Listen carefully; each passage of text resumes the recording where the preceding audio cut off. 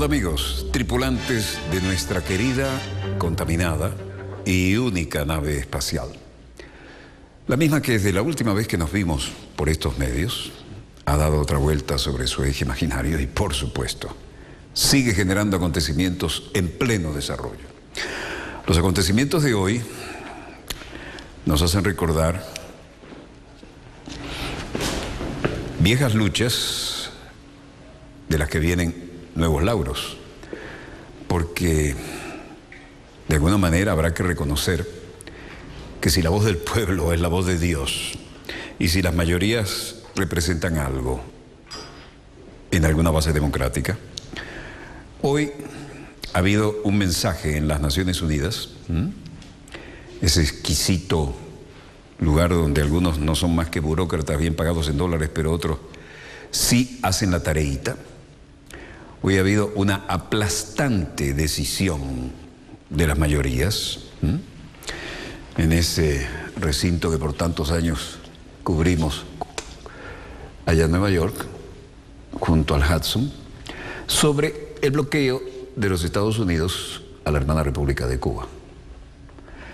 El resultado de esto es, una vez más, una aplastante mayoría de las naciones del mundo representadas en las Naciones Unidas contra esta asimétrica, inaceptable, absolutamente fuera de lugar en el tiempo y en el espacio, decisión de la potencia del norte. Pero veamos los acontecimientos en pleno desarrollo que per se dan una idea de la paliza que recibió diplomáticamente Estados Unidos en el organismo que tiene por sede precisamente una de sus ciudades más importantes, ¿no? Nueva York. Es el ámbito clásico de la Asamblea General. Aparece el canciller cubano, parte de lo que dijo. Señor presidente, distinguidos representantes permanentes, los daños humanos del bloqueo crecen. Son ya el 77% de los cubanos los que nacieron bajo estas circunstancias. El sufrimiento de nuestras familias no puede contabilizarse. Podemos intentar encontrar solución a las diferencias mediante el diálogo respetuoso y la cooperación en aspectos de común interés. Podemos vivir y relacionarnos de forma civilizada dentro de nuestras diferencias. Representante de Estados Unidos aislado en la ONU en materia de votos rechazó nuevamente la resolución. Representantes permanentes, señores delegados, debo pedirles en esta difícil y especial coyuntura internacional votar a favor del proyecto de resolución A/69/L4 titulado Necesidad de poner fin al bloqueo económico, comercial y financiero impuesto por los Estados Unidos de América contra Cuba, para apoyar la idea de que los graves problemas de este momento plantean a la humanidad el imperativo de cambiar nuestra forma de relacionarlos para poder resolverlos, para preservar la paz, para preservar la vida humana. Muchas gracias. Así, entre otras cosas, declaraba Bruno Rodríguez, el canciller de Cuba. La asamblea, presidida además por Cutesa, político y abogado que sustituyó al diplomático de Antigua y Barbuda, John Ashe. Está presidida desde septiembre por el ministro de Exteriores de Uganda, Sam Kutesa. Delegado estadounidense. Though Cuba's contribution to the fight against Ebola. Señor presidente, esta resolución solo sirve para distraer la atención de los problemas reales que enfrenta el pueblo cubano y por tanto mi delegación se opondrá a ella. La contribución de, aunque Cuba, la lucha contra el ébola son loables, no eximen o disminuyen el trato que el régimen da a su propio pueblo. Animamos a este organismo mundial para apoyar a los deseos del pueblo cubano a elegir su propio futuro. De esta manera sería verdaderamente una forma de avanzar en los principios de la Carta de la ONU, para la que fue fundada, y los fines para que se creó este organismo. Gracias, señor presidente. We shall now begin the voting process. Se pasó a votar Those in favor, y el resultado fue bastante interesante. 188 países de las Naciones Unidas exigen democráticamente, votando públicamente, poner fin al bloqueo contra Cuba. 188 contra 2. ¿Cuáles son los dos? Para variar, Israel abstentions, y Estados Unidos. 3 abstenciones. ¿Cuáles son? Bueno, las pequeñas islitas de siempre, de los pequeños microestados, que representan en este caso los que se abstuvieron, ¿no? Papúa, Nueva Guinea, Marshall, todo esto. Una paliza, una auténtica paliza. Resultado 188 a favor de que se levante el bloqueo a Cuba, 2 por el no, Israel y Estados Unidos, 3 abstenciones. is adopted.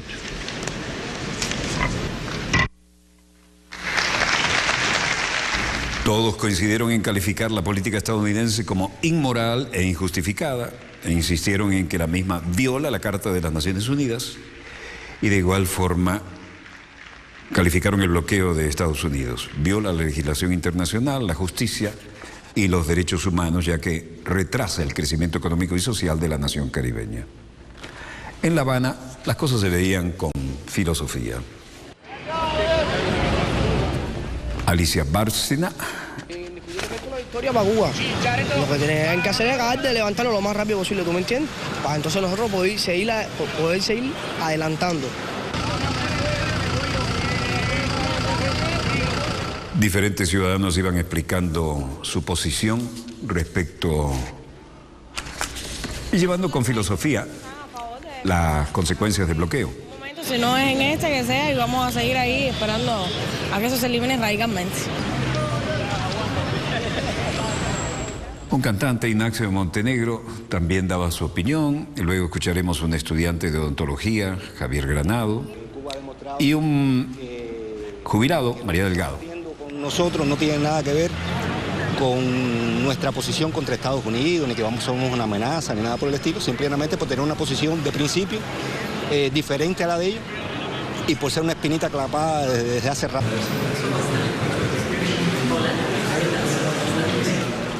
La vida sigue en Cuba con normalidad y la paliza en la ONU no cambia un milímetro la posición de Estados Unidos hasta ahora. Hoy me parece a mí que Estados Unidos pierde más con el bloqueo que el propio Cuba. Me parece que Cuba está en un momento propicio para, digamos, para darle la bienvenida a nuevas inversiones, a nuevas formas de producción, y creo que para Estados Unidos sería un momento muy importante para los actores económicos de Estados Unidos el poder participar. Y creo que hay varios sectores dentro del propio Estados Unidos que ya están incluso pidiendo que este bloqueo termine. 188-2. Los dos, Israel y Estados Unidos. ¿Cuándo no?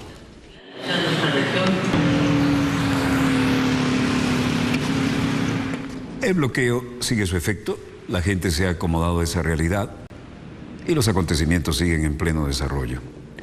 La simbología no da lugar a dudas, pero en cualquier caso en las Naciones Unidas nadie les cuenta ni les compra el cuentico. 188-2. Que este bloqueo termine para que el pueblo cubano pueda sentirse feliz y contento y así el mundo entero poder traer a nuestro país lo que nos hace falta. El viejo Capitolio, las formas de taxi a pedal que se han vuelto ya tan típicas por el bloqueo. Estados Unidos es hora que se den cuenta de que el bloqueo a Cuba tiene que dejar de existir, porque esto nos ha causado demasiados daños, tanto económicos como sociales.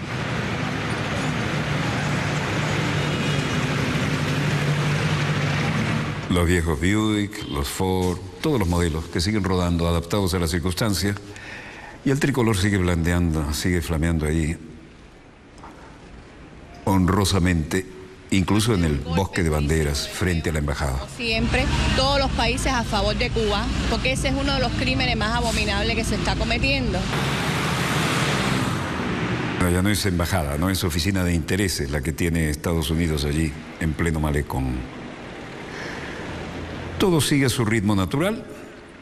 Lo que no es natural es que insistan con una potencia y un socio como Israel. 188 países le dicen, usted está equivocado, y quedan en solitario los dos diciendo, no, la razón es nuestra. Los 188 países y los que se abstuvieron son los que están equivocados. Río, Brasilia, Sao Paulo festejan a Dilma, que piensa en un técnico en finanzas para cambiar. Ações localizadas, em especial na economia, para retomarmos nosso ritmo de crescimento, continuarmos garantindo... Economía, punto fundamental. Sube la bolsa, Petrobras y el Real en Brasil, y esperan que Dilma anuncie un nuevo ministro de Economía, y ella entró de frente con el tema de la economía, como vieron. El Real subió 1,07 frente al dólar, lejos de la cotización más baja desde 2008, alcanzada ayer.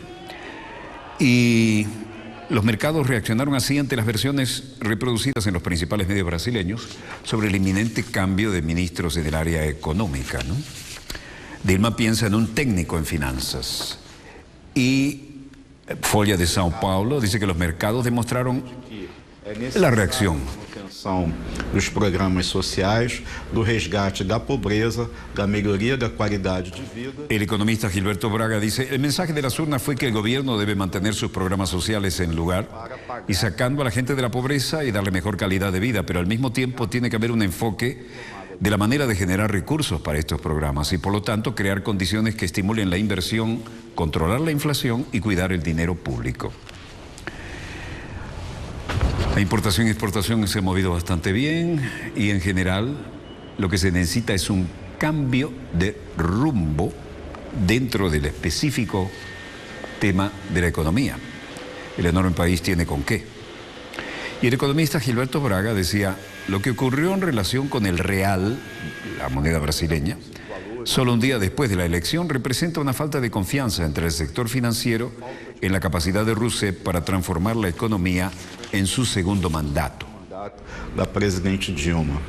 Por isso também o dólar ficou pressionado e se valorizou. Esto también hizo subir el dólar frente al real brasileño. Y luego, interpretando los vientos, dijo, ella es muy probable que tenga que llevar a cabo reformas, ¿no? En primer lugar, se tendrán que crear reformas internas con el fin de restablecer la confianza entre los mercados financieros mundiales y el sector empresarial nacional, que tienen poca confianza en el actual ministro de Hacienda, Guido Mantega, quien ya ha anunciado que se retira antes del próximo año. Así que, por el momento, el mercado está en una condición muy inestable, con un montón de especulaciones sobre quién será el próximo ministro de Finanzas a cargo de la economía brasileña, pero no hay duda de que el cambio viene. Reformas internas para reconquistar a confiança do mercado financeiro global e do mercado empresarial nacional, que está muito desconfiado. O seu atual ministro é um ministro que já anunciou que não vai permanecer no ano que vem, Guido Mantega, e hoje, nesse momento, o mercado vive uma grande instabilidade, com grandes especulações sobre quem será y de la economía brasileña. Ese es el tema. ¿Quién va a ser el próximo titular de la economía? Los cambios son inminentes y no hay duda de que Dilma tiene previsto esto. Se espera que sea antes de fin de año y aquí volvemos al horror mexicano. No tiene fin.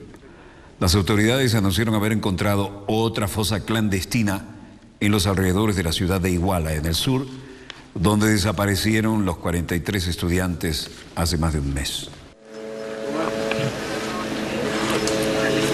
La nueva fosa fue hallada en la localidad de Cocula, vecina de Iguala, donde trabajan los peritos forenses y en la que al parecer habrían más restos humanos. Así lo dijo un funcionario federal, y lo estamos viendo. Unos días después de la desaparición de los estudiantes, las autoridades hallaron 38 cadáveres en fosas en los alrededores de Iguala. Pero los estudios realizados a los cuerpos determinarían que en este caso en particular, ninguno corresponde a los estudiantes desaparecidos, es decir, es algún otro drama, igual o peor. El paradero de los jóvenes de una combativa, muy militante escuela rural que forma maestros en Ayotzinapa, en Guerrero, es aún un misterio. Los 43 alumnos desaparecieron la noche del 26 de septiembre, en medio de una serie de ataques a tiros de la Policía Municipal de Iguala y de sicarios del grupo Guerreros Unidos, que dejaron 6 muertos en ese momento. En un nuevo capítulo de este crimen brutal que clama al cielo, la Fiscalía anunció haber detenido a 4 personas, todos presuntos integrantes del cártel de Guerreros Unidos que opera en la zona, como si no existiera la ley ni el orden.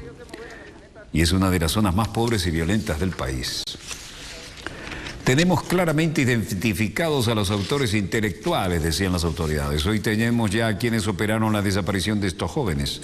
Al menos esto lo aseguró el fiscal general Jesús Murillo Caram.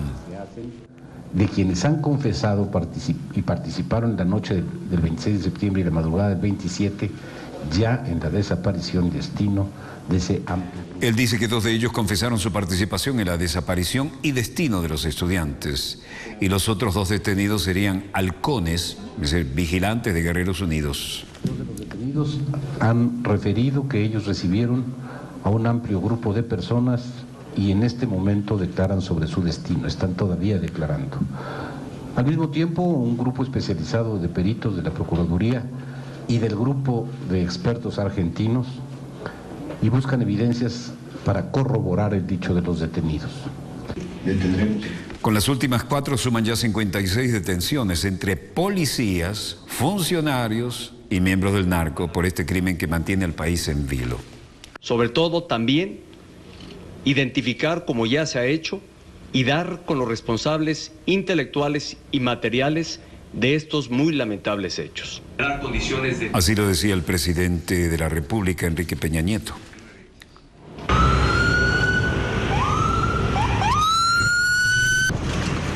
Entre los últimos detenidos estarían 4 personas que podrían saber el paradero de los 43 jóvenes en México o lo que quede de ellos. Con esto tenemos las primeras detenciones que se hacen de quienes han confesado participar entre la noche del 26 de septiembre y la madrugada del 27 del mismo mes en la desaparición y destino de ese amplio grupo de personas, decía Jesús Murillo Caram. Y en la Santa Sede, encuentro del movimiento popular en la Casa de Santa Marta, donde normalmente están los apartamentos del Papa.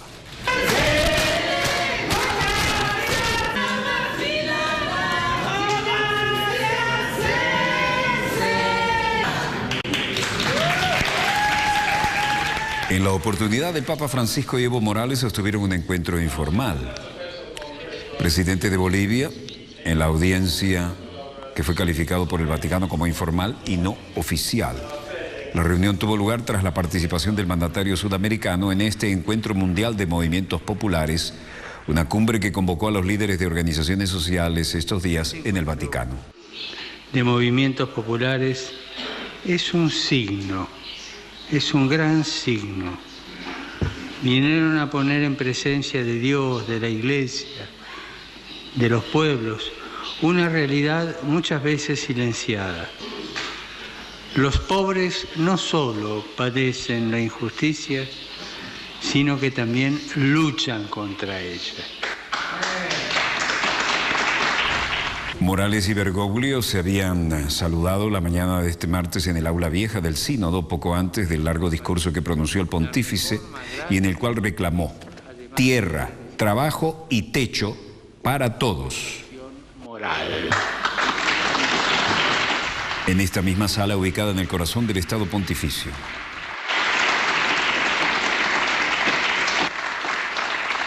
En este encuentro esta misma sala, el compañero Evo, como lo llamaron en todo momento los organizadores, compareció ante unas 200 personas en la conferencia titulada Plurinacionalidad, Estado y Movimientos Populares. Estaba previsto además que mantuvieran una cena en privado en la que Morales reiteraría al Papa su invitación para que visite Bolivia, país que solo ha recibido un pontífice, Juan Pablo II, en 1988. I'm so grateful to be well, and first and foremost, I want to thank God. Estamos en Atlanta, Georgia, Estados Unidos, y esta es la paciente curada de ébola, Amber Benson. Cheryl Benson. Estoy muy agradecida por estar bien y ante todo quiero dar las gracias a Dios. Creo sinceramente que con Dios todo es posible. Si bien este es un día de celebración y gratitud, te pido que no perdamos el foco en las miles de familias que continúan con el trabajo y bajo la carga de esta enfermedad en África Occidental.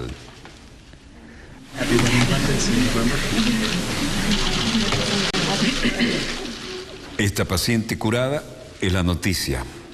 I want to sincerely thank the professionals who have Quiero agradecer sinceramente a los profesionales que han contribuido a mi atención aquí en Emory y en el Texas Health Hospital Presbiteriano de Dallas, una enfermera.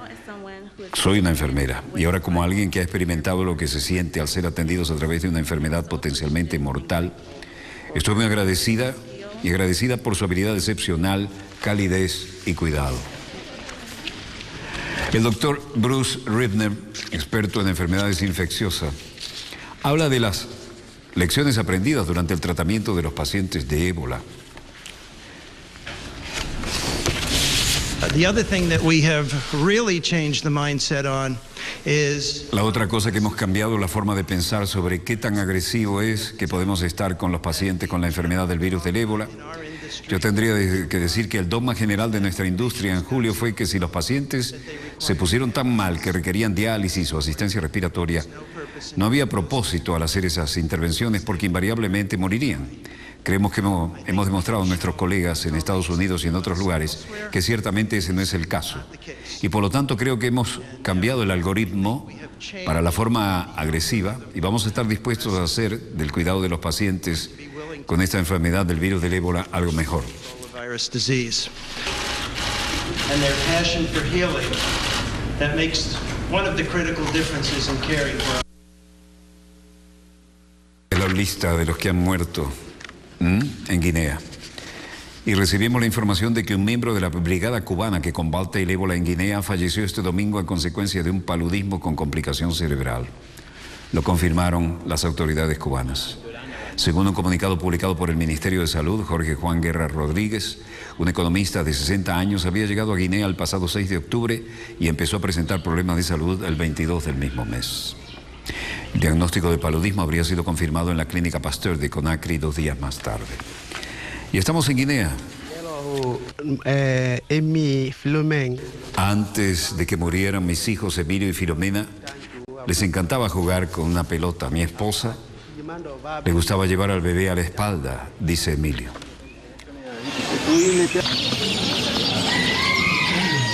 Luego, Fasu Isidor Lama, oficial de protección de la infancia de UNICEF, que actuaba en el propio teatro de operaciones en la lucha contra el ébola, decía: nos dimos cuenta de que con esta crisis es casi una catástrofe humanitaria.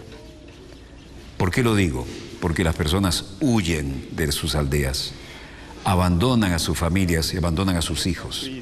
Qui est devenu presque même une catastrophe humaine et qui fait que les gens fuient leur village, abandonnent leur famille, abandonnent les enfants, ils rejettent les enfants qui sont affectés. Ellos rechazan a los niños infectados y a los otros miembros de la familia infectadas. Es por eso que la respuesta de UNICEF oscila entre el apoyo directo que da a los niños y acompaña a la familia para evitar la estigmatización y facilitar la reintegración. L'accompagnement de la famille pour éviter la stigmatisation et faciliter la réintégration.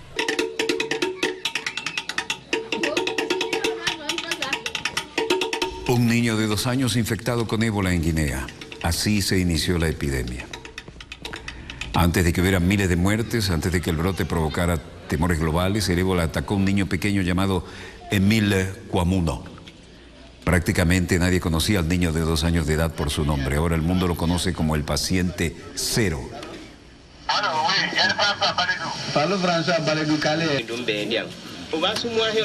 Aún no está claro cómo se infectó el niño, quien vivía en una aldea en un bosque tropical al sur de Guinea. Y ahí comenzó el drama que es un verdadero acontecimiento en pleno desarrollo. Los que no se han ido de la aldea siguen las noticias por la radio, a veces ni siquiera un aparato de televisión, es mucho pedir en esas circunstancias. Veamos los mercados cómo están. El precio del crudo venezolano estable a $75.90. El precio de la cesta OPEP levemente a la baja, $82.37. El precio del West Texas al alza, $81.05. En sentido contrario, el Brent del Mar del Norte, que cerró en $85.89. Y en medio de esta irregularidad, la onza Troy de oro sube a $1.227.80. El precio del café sigue subiendo, $191.63. El precio del cobre, 6.800 redondos la tonelada, también en la misma tendencia. Sin embargo, en sentido contrario, el níquel, pero queda a 14.650 redondos la tonelada, y el precio del euro estable a 1,27 respecto a la divisa estadounidense. No vemos en los monitores satelitales nada que vaya a cambiar la programación que tenemos prevista para ustedes, pero si fuera en sentido contrario, lo bajaríamos de inmediato, como es costumbre, y la traduciríamos para ustedes. Breve corte y volvemos con más acontecimientos en pleno desarrollo. No se pierdan el segundo bloque, está muy interesante. Ya volvemos.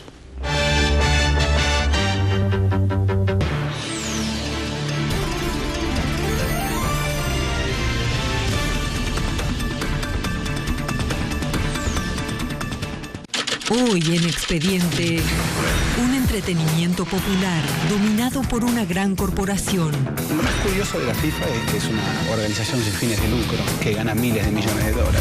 La cantidad de dinero que mueve el fútbol en general y que mueve la FIFA en particular es inverosímil. Conozca los orígenes de la corporación más poderosa del fútbol y sus verdaderos intereses. Expediente, la FIFA, Corporación sin ánimo de lucro, capítulo 1. Hoy, solo por Telesur.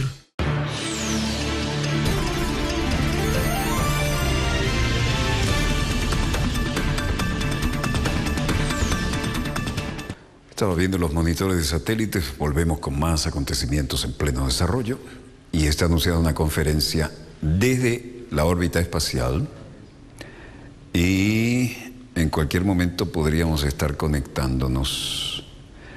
Bueno, volvamos al tema que ayer nos sacudió, ¿no? Canadá es un país normalmente muy pacífico y tiene sus peculiaridades, desde luego. Y el hecho de que alguien dispare y mate a un soldado que está haciendo guardia ante el monumento a los caídos en las grandes guerras, especialmente aquella, la primera gran monstruosa del 14 al 18, ¿no? La Primera Guerra Mundial, es algo que ha conmovido a la nación, ¿no? Y entonces hoy hay consecuencias de este hecho, porque además dicen, bueno, el terrorismo parece una cosa lejana, pero las cosas están aquí en Hamilton. Y esto representa para la gente de Ontario y para la que ustedes quieran ver, pero esto fue un hecho absolutamente insólito, ¿no? Pero esto recorrió de costa a costa, ¿no? A Canadá. Por cierto, si lo vemos desde el Ártico, vamos a verlo desde el Polo Norte. Vean esto. Vean la cercanía que hay entre Rusia, la entonces Unión Soviética, y Canadá, ¿no? La navegación transpolar hace muy cercanas las cosas. Y por esto, en los términos de la Guerra Fría, siempre ha habido permanente patrullaje y permanente rastrillo electrónico, el NORAD con sus tremendos radares y la revisión de todo lo que funcione sobre o bajo la superficie del mar, ¿no? Cuando no está absolutamente congelado, como suele ocurrir.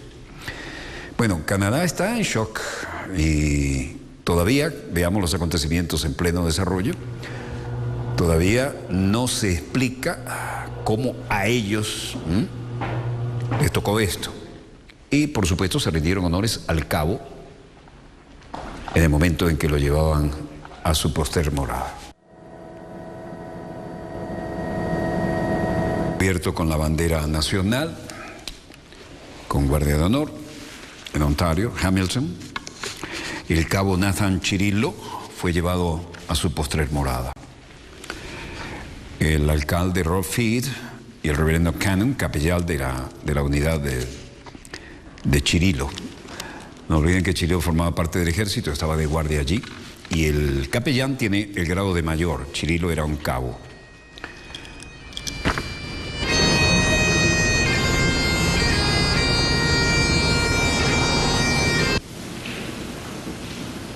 Allí los familiares fueron confortados por los compañeros de la unidad y el capellán militar, que como les dije tiene el grado de mayor, fue quien ofició las honras fúnebres.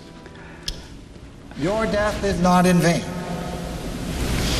Because of you this day, Su muerte no ha sido en vano debido a que en el día de hoy este gran país de Canadá está más unificado y más decidido que nunca a hacer todo lo que estamos llamados a hacer. Un lugar de libertad, un lugar de esperanza, un lugar de paz. freedom, a place of hope, a place of peace. El primer ministro Stephen Harper, indudablemente, vean que llevan todos la amapola en la solapa, ¿no? En memoria de los que cayeron en las grandes guerras y ahora en el ceremonial de alguien que cayó en casa. Estamos aquí reunidos para dar gracias por la vida del cabo Nathan Chirilo, abatido la semana pasada en el servicio de su país, nuestro Canadá. He did so as he guarded Canada. Canadians, we will persevere, taking strength from the legacy of service of Corporal Cirillo. Los canadienses vamos a perseverar teniendo la fuerza del legado del servicio del cabo Chirilo y dando gracias aún más por el coraje y la dedicación de todos los hombres y mujeres de las Fuerzas Armadas de nuestro Canadá. En el funeral. Y mientras tanto en Ottawa, el secretario de Estado Jim Carrey. And attacks somebody in uniform and then purposefully goes to a parliament. Cualquiera que se acerca de una manera premeditada con un rifle cargado y ataca a alguien en uniforme y entonces deliberadamente va a un parlamento, está cometiendo por las normas del sentido común un acto terrorista, así lo calificó. Canada and the United States are now in discussions. Canadá y los Estados Unidos se encuentran ahora en las discusiones, no con cualquier sentido de que las cosas no se hicieron o que hubo alguna información que no teníamos y hubo alguna manera de compartir o tener, sino más bien con el fin de establecer la certeza de que cada piedra es posible dar la vuelta y cada política es posible revisarla, porque nuestra obligación es obviamente para proteger a nuestros ciudadanos y así vamos a seguir para tener una vigilancia y de manera agresiva tomar todas las medidas posibles para hacer eso y vamos a seguir intensificando nuestra aplicación de la ley, la protección en la frontera y el intercambio de inteligencia y la relación de los esfuerzos para lograr esto. Pero vamos a trabajar en silencio y con cuidado en los próximos días y meses, ambos países juntos, en la misma manera que trabajamos en casi todos los desafíos que hemos enfrentado juntos en el pasado, y estoy seguro de que vamos a plantear con algunos ajustes, algunos cambios, algunas adiciones, lo que promueva una mayor seguridad que la que tenemos hoy en día. There's no doubt that the events on Wednesday. Su contraparte, el canciller canadiense, decía: no hay duda de que los sucesos del miércoles no eran más que un ataque a un soldado. Era un ataque contra un edificio, era más que eso. Era un ataque contra nuestra democracia, fue un ataque terrorista. Y creo, como dijo aquí John, es de sentido común etiquetarlo así. Yo creo que los canadienses se esperarán que hagamos todo lo que razonablemente podamos hacer para mantener el país seguro. Y un reto del siglo XXI merece una solución del siglo XXI. Century solution. Short term, immediate. Are there any changes? Was that discussed at today's meeting? Minister Baird, if you could answer. Regarding Keystone, indeed. En cuanto a Keystone, dijo de hecho y por supuesto, respondió a una pregunta local, se acercó y me dejó en claro, como lo ha hecho constantemente, que hay un proceso en marcha dentro del departamento que me obliga finalmente a tomar una decisión y vamos a continuar nuestra diligencia. Porque la diligencia debida se ha hecho y estoy dispuesto a hacer. Ciertamente, yo quiero hacerlo más temprano que tarde, pero yo lo puedo decir en una fecha exacta. Este es un tema interno de las relaciones bilaterales, ¿no? Because the due diligence has been done, and I'm prepared to do that. I certainly want to do it sooner rather than later, but I can't tell you a precise date. Y hablando de tiroteos, en Nashville, Carolina del Norte, al sur de donde están estos en Estados Unidos, Se registra otro tiroteo, esta vez en un tribunal en Carolina del Norte, y hay 2 heridos. 2 personas heridas frente a un tribunal en Carolina del Norte. Sus vidas no corren peligro, informó el comisario del condado de Nash, Dick Jenkins, a una radioemisora local. Las autoridades cerraron el acceso a las oficinas alrededor del lugar. Así lo informó el condado en su sitio de internet. El teniente de policía Jeff Gordon dijo que 2 sospechosos huyeron a pie en Nashville, a unos 80 kilómetros al este de Raleigh. La policía y las autoridades del condado no respondieron de inmediato a los pedidos de información. Esto fue un escandalazo porque Nashville es una pequeña población de 5.500 habitantes. Se encuentra en una muy tranquila zona rural. El sheriff del condado, Jenkins, dice: estamos haciendo la labor de investigación y el seguimiento a todos los conductores y espero que pronto vamos a conseguir algo.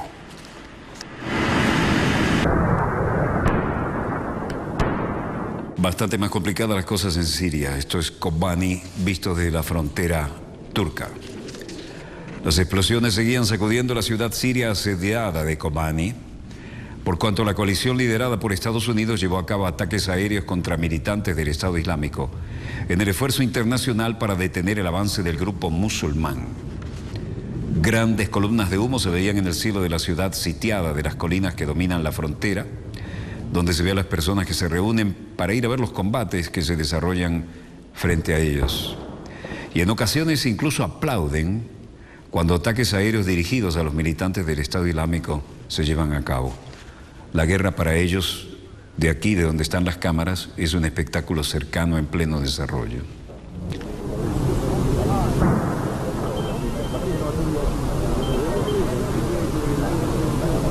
El Comando Central de Estados Unidos, CENTCOM, dijo que organizó 4 ataques aéreos contra los militantes islámicos en Siria hoy martes y se unió a los aliados en nuevas huelgas, el grupo en Irak.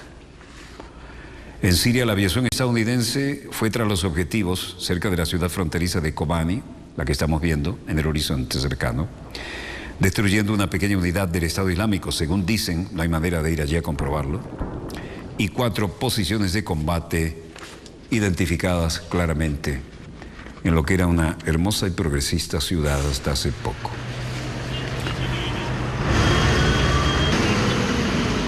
Intenso patrullaje con todo el equipamiento moderno en la ciudad de Bagdad.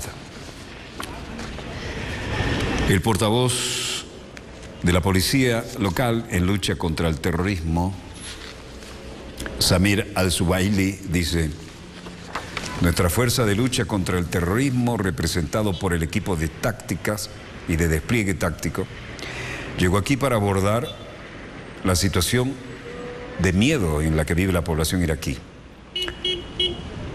Hace unos días la fuerza descubrió la célula terrorista más grande y también descubrimos que tenían enlaces con otros grupos. Y estaban además domiciliados en 3 hoteles, nada menos que en 3 hoteles en el corazón de la ciudad de Bagdad. Ahora estamos persiguiendo las células restantes. Aquí lo dice Samir al-Subaili. اليوم الجهاز ده يعقب خلايا إرهابية نائمة قبل أيام فكك أكبر خلية إرهابية ترتبط بأجندات خارجية تتخذ هذه الخلية الإرهابية من 3. También están buscando el disuasivo, ¿no? Porque dice: siguiendo el Consejo de Inteligencia, miembros de la fuerza se han desplegado hoy vestidos con uniformes militares y todo el equipamiento. Y la fuerza también está siguiendo una nueva estrategia para debilitar las fuentes del terrorismo.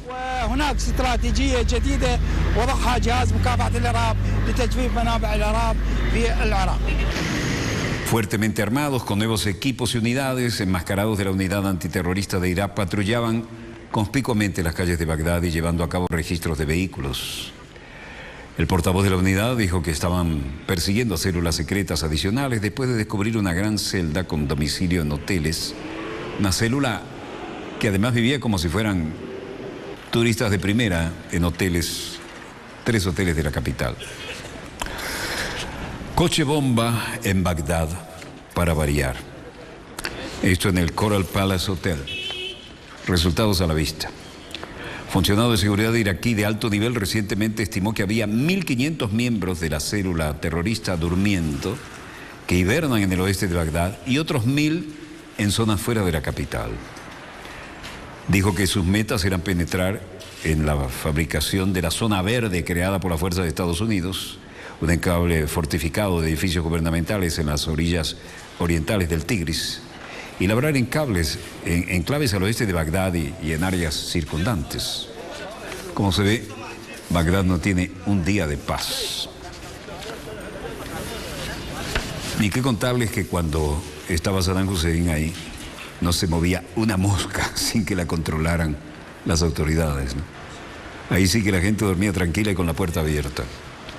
Pero a esto ha traído la gran intervención libertadora de las potencias occidentales. Y era una ciudad con un estándar de vida envidiable.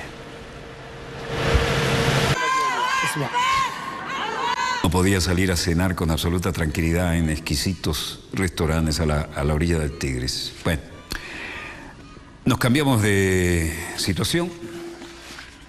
Aquí estamos en Jerusalén, Ramallah y todos los lugares circundantes. El alcalde de Jerusalén, Nair Barkat, dijo: 0 charlas mientras haya violencia. Cuando hay violencia no habrá diálogo. Y el responsable de la seguridad interior, el ministro Yitzhak Aharonovich, decía: el monte del templo tiene que estar abierto para ambos, es decir, judíos y musulmanes, y también a los cristianos de todo el mundo. Menos mal que se acordó de nosotros.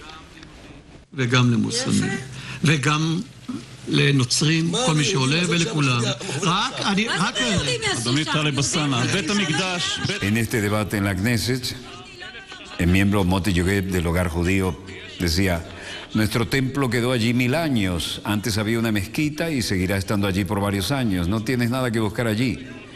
El monte del templo es el lugar más sagrado para los judíos y el tercer lugar más sagrado del mundo musulmán. Te inclinarás a la Meca, no a Jerusalén. Estaba divertido esto.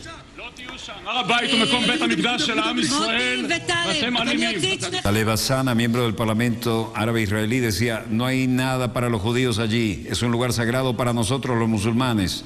Usted no va a residir cerca de allí. Y otros decían: el monte del templo es el lugar del Estado de Israel, los judíos y los árabes pueden orar allí. Si no hay judíos allí, no habrá musulmanes allí. Benjamin Netanyahu, que cada vez la tiene más complicada, dijo: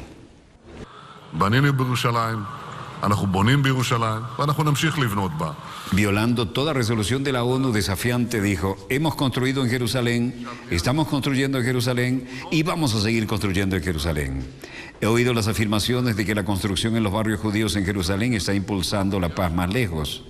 Quiero decirles que no, es nuestra construcción en los barrios judíos en Jerusalén, es la paz la que se empuja más lejos, pero la crítica que se escucha es lo que está impulsando la paz más lejos. Hay que entender, la gran mayoría de los residentes de Jerusalén, más de 300.000, viven en esos barrios de Gilo, Ramot, Pisgat Zev, Har Homa. Así que, ¿qué puede uno esperar de los que no van a vivir allí en acuerdo de paz?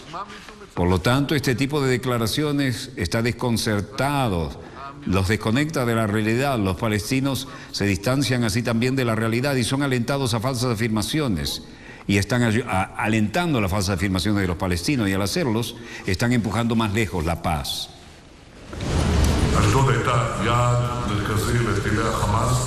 ¿Qué es más grave que cuando Abu Mazen, se refería al presidente palestino Mahmoud Abbas, incita a asesinar a judíos en Jerusalén? La comunidad internacional se mantiene tranquila y cuando construimos en los barrios judíos, todo el mundo sabe que se van a quedar allí en cualquier acuerdo de paz. La comunidad internacional echa espumas por la boca. No acepto esa doble moral. Suena un poco arrinconado, Vivi. Por eso reacciona así. El alcalde de Jerusalén entró en la explanada de la mezquita escoltado por la policía. Esto nos recuerda cuando fue a provocar Ariel Sharon descaradamente y generó la intifada como consecuencia, ¿no? El alcalde de Jerusalén, Nir Barkat, entró el martes en la explanada de la mezquita en la ciudad vieja de Jerusalén, hecho que los palestinos musulmanes consideran una auténtica provocación. هذا المدعو رئيس بلدية لمدينة نصفها محتل ويأتي بحراسة قوات الاحتلال. Uno de los motivos de los disturbios es la presencia cada vez mayor de judíos en la explanada llamada del Monte del Templo por los judíos, ya que consideran que allí se situaba primero y segundo templo del que queda el Muro de las Lamentaciones, que se ubica debajo en la plaza donde rezan miles cada día. En la explanada de las mezquitas se encuentra la mezquita de Al-Aqsa, el lugar santo de la cúpula de la roca, desde donde una gran parte de la tradición musulmana considera que el profeta Mahoma ascendió a los cielos. Al-Aqsa es el tercer lugar más sagrado del Islam tras la Meca y Medina, que están en Arabia Saudita. Berlín, Alemania.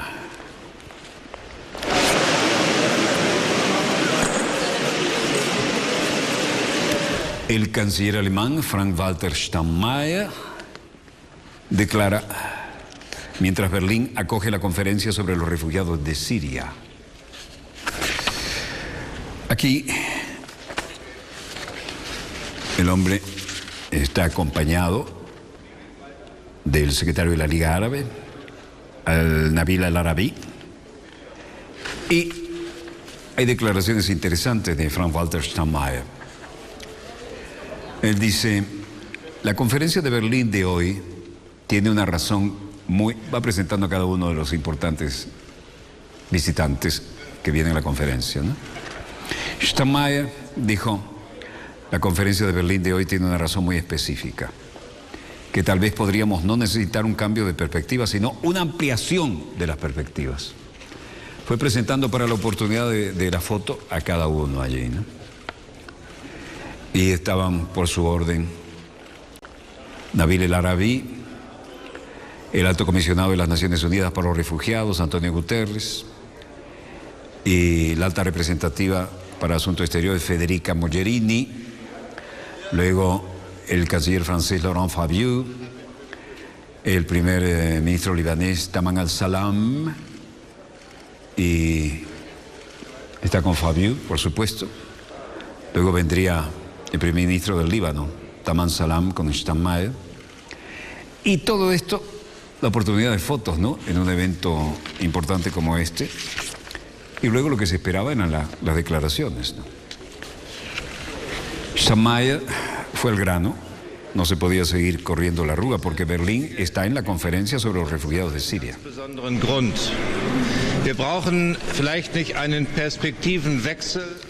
La conferencia de Berlín de hoy tiene una razón muy específica, que podríamos no necesitar un cambio de perspectiva, sino una ampliación de perspectivas. No puede ser solo cerca de la atención humanitaria de los refugiados, más bien debemos prestar especial atención a la estabilidad de los países que aceptan los refugiados. Y luego dijo, por desgracia, parte de toda la verdad es que la guerra civil en Siria aún no ha terminado. Lo dijo en respuesta a una pregunta. Weiter Menschen aus diesem Land fliehen. Deshalb soll von dieser Konferenz heute in Berlin No ha terminado y es que la gente sigue huyendo del país y es por eso que la conferencia de hoy en Berlín tiene la intención de enviar un mensaje de solidaridad a los refugiados y también a los países el pedido de que los acepten, especialmente en el Líbano. Steinmeier dijo que por encima de todo es necesario el apoyo para los vecinos de Siria, que están haciendo un trabajo enorme para hospedar a los refugiados, pero también hay que hacer frente a sus necesidades humanitarias. Cerca de 3 millones de sirios se refugian en el Líbano, Jordania, Irán y Turquía por la guerra civil en Siria, que continúa desde marzo de 2011. Líbano había declarado que pediría a las Naciones Unidas parar los registros de los refugiados y que luego cerraría la frontera. El canciller turco, Naci Görü, que acudió a la reunión en nombre de Turquía, matizó que Turquía ha gastado $4.000 millones en beneficio de los refugiados sirios, pero que Turquía ha recibido $250 millones apenas para la ayuda. En Alemania, que hospeda más refugiados sirios entre los países de la Unión Europea, viven cerca de 70.000 sirios desde el 2011. Steinmeier dijo que por encima de todo es, y volvió a decirlo enfáticamente, es necesario el apoyo para los vecinos de Siria, que están haciendo un trabajo enorme tratando de hospedar a los refugiados. Y reiteró, cerca de 3 millones de sirios se refugian en Líbano, Jordania, Irak y Turquía, y la guerra en Siria no ha terminado. Los vecinos de Siria piden la ayuda internacional y están desbordados por los refugiados. El drama de los millones de refugiados no se va a resolver mientras Siria siga en guerra. Y mientras esa sea la situación de los países árabes moderados como Jordania, tendrán que hacer frente al avance del terrorismo, apuntó el colega jordano Nasser Yudeh. Urgen compromisos de ayuda financiera a países como el Líbano. La conferencia de los refugiados de Siria celebrada hoy en Berlín se cierra con dramáticas llamadas de auxilio a la comunidad internacional de países vecinos como Líbano, Jordania y Turquía, desbordados ante los millones desplazados por el conflicto civil sirio y el acoso de los grupos yihadistas. Ambos titulares de Exterior representaron el clamor de los países vecinos de Siria en busca del apoyo internacional ante los millones de desplazados provocados por el conflicto civil o el terrorismo yihadista. Sobre este sentido, junto con las pronunciaciones solidarias, el ministro alemán de Exteriores, Steinmeier, anunciaba la extensión de 500 millones de euros en 3 años de la partida destinada a la ayuda a los refugiados sirios y procedente tanto de su departamento como el de ayuda al desarrollo. Más allá del aporte económico de la acogida de refugiados en territorio alemán, se hizo eco del legítimo clamor lanzado desde el Líbano, Jordania o Turquía en dirección al resto de la comunidad internacional que busca desesperadamente ayuda. Representante del Líbano dijo que tan solo el Líbano, país con 4,5 millones de habitantes, ya tiene en sus fronteras adentro más de 1,5 millones de sirios. El enorme peso que soporta ese país, que ha visto ampliada en casi 1/3 su población, se une a Jordania con más de 600.000 refugiados registrados y Turquía con 1,5 millones de sirios que huyen del conflicto civil o del acoso de grupos yihadistas del Estado Islámico. Se calcula que cerca de la mitad de la población siria con 22 millones de personas, cerca de la mitad de la población siria con 22 millones de personas, ha dejado sus hogares en los últimos 3 años. Entre 3 y 5 millones de estos desplazados han huido hacia países vecinos, mientras que el resto se encuentra dentro de Siria, pero no en las regiones donde tenían su hogar. Pese a las sonrisas antes de la foto de familia, nadie se siente a gusto en la situación planteada. Como lo decía el primer ministro libanés Tamam Salam, el Líbano ya ha sido reconocido por todos, va más allá de su capacidad de absorción y necesita con urgencia que otros países compartan la carga que cae sobre nosotros. Me gustaría mencionar aquí hasta la fecha la mayoría de las ofertas de reasentamiento que deberían haber venido de los estados europeos como Alemania, que tiene que ofrecer más de la mitad del total del mundial. Y el primer ministro libanés Tamam Salam decía, a pesar de la existencia de campamentos improvisados, el 85% de los sirios residen en pueblos o ciudades en las viviendas habituales. Muchos han iniciado pequeñas empresas comerciales, panadería, tiendas de combustible. Turquía y Líbano lamentan la poca ayuda para atender a los refugiados sirios. Y aquí estamos en Le Bourget y en Saint-Nazaire, en Francia.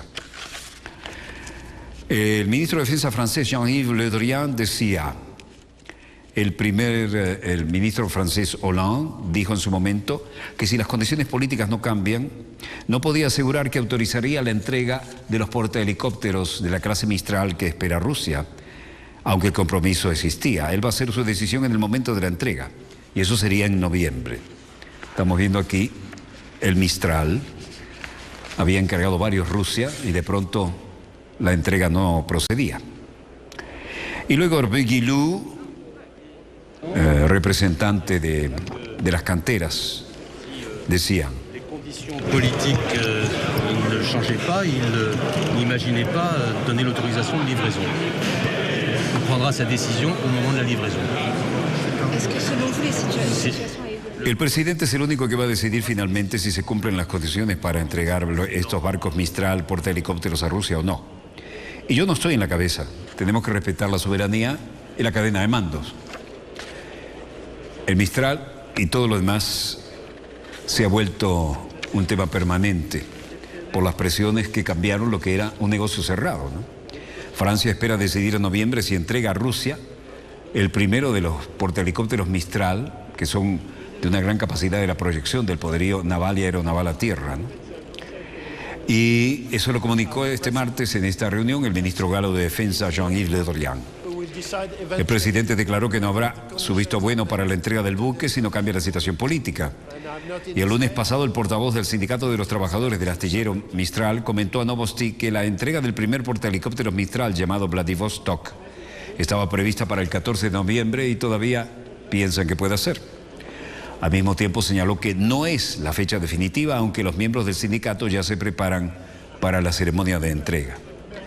Todas las unidades de superficie aquí con portahelicópteros estaban en exhibición con la espera de grandes ventas.